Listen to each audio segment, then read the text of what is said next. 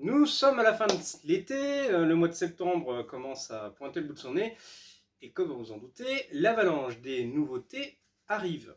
Alors souvent, avec cette partie-là de l'année, on a pas mal de petites surprises, et surtout on n'est pas en reste par rapport à ce qu'on pourrait trouver en coup de cœur. Et c'est justement ça qui est difficile à cette période-là, parce que on a une myriade de titres, et il faut choisir. Et souvent, c'est choisir parmi la crème de la crème. Bien, en l'occurrence, je suis très content parce qu'il y a quelques temps, quelques vidéos, je vous avais dit qu'il y allait sortir quelque chose qui... j'attendais avec impatience qu'il faisait écho à un précédent titre. Eh bien, je suis content, je ne me suis pas trompé, c'est même vraiment un gros coup de cœur parce que vraiment très original. Cet album, c'est Asterios. Alors, Asterios, qu'est-ce que c'est? C'est ça. Asterios, vous allez retrouver deux auteurs qu'on a déjà titrés sur un précédent coup de cœur, que sont Le Tendre et Péné. Alors, Le Tendre et Péné, vous vous souvenez peut-être de Pygmalion, qui était sorti déjà il y a un petit bout de temps. Je vous avais dit qu'on attendait un autre titre, ils avaient décidé de refaire un autre album qui allait parler du Minotaure. Eh bien, c'est Asterios. Et franchement, je suis pas déçu. Je crois même que je le préfère à Pygmalion. Bon, alors vous allez me dire, bon d'accord, mythologie, ok, vu, revu, le Minotaure, Thésée, ouais, Thésée, le héros, et ben, on sort les violons, et c'est parti. Et ben, c'est pas aussi simple que ça, parce que l'originalité de l'album, c'est qu'il va pas parler de Thésée, il va parler d'Asterios. Alors vous allez me dire, oui, Asterios, qu'est-ce que c'est, qui c'est?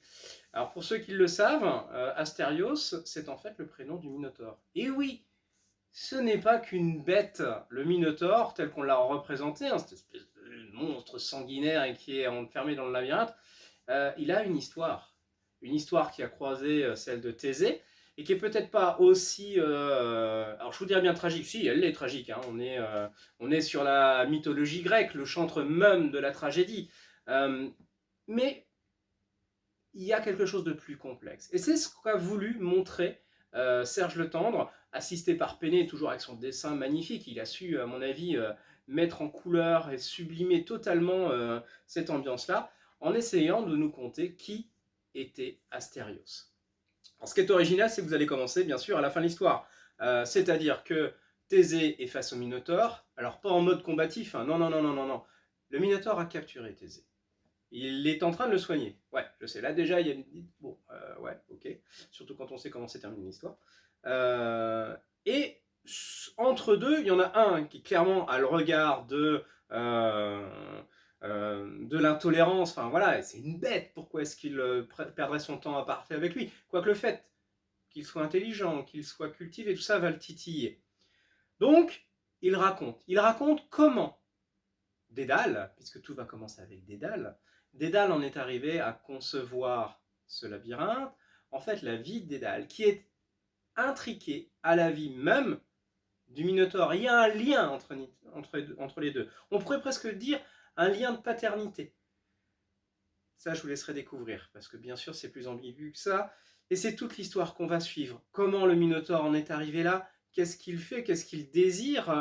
Où est-ce qu'il a échoué? Et puis, surtout, en quoi est-il relié à ce classique de la mythologie? Et puis au final, quel est le véritable héros derrière tout ça? Est-ce que Thésée, tel qu'il a été dépeint en héros glorieux, vainquant le labyrinthe aidé par Ariane et son fameux fil, est à l'image réelle de ce qui s'est passé? Ou est-ce qu'au contraire, de ces actes, des actes du Minotaure, va réellement naître la légende de Thésée? C'est tout ce que Péné va nous faire découvrir, va nous offrir. Mais vraiment, j'étais super content quand j'ai terminé. C'était un vrai bonheur. Et puis surtout, on garde quand même l'identité même de la tragédie, qui est l'essence, comme je le disais, de la mythologie grecque, en tout cas à mon sens. Et voilà, ça, c'est triste, d'une certaine manière, mais en même temps, c'est glorieux. Il n'y a pas d'autre façon de le dire. C'est vraiment glorieux et presque épique. Donc, franchement, je vous conseille de le lire. Si vous n'avez pas encore sauté sur le Pygmalion, ben voilà, c'est profiter. N'hésitez pas, parce qu'en plus, c'est l'occasion de redécouvrir ce qu'ils ont fait par le passé, comme Tirésias ou la Gloire des Rats. D'ailleurs, il y a une très belle intro qui nous explique comment il en est arrivé là. Eh bien, c'est tout ce que vous allez découvrir avec Asterios. Donc, je vous souhaite une très bonne lecture. À très bientôt, à très vite. Et pour ceux qui sont encore en vacances, profitez-en. Quant aux autres, bonne rentrée. Allez, à très vite.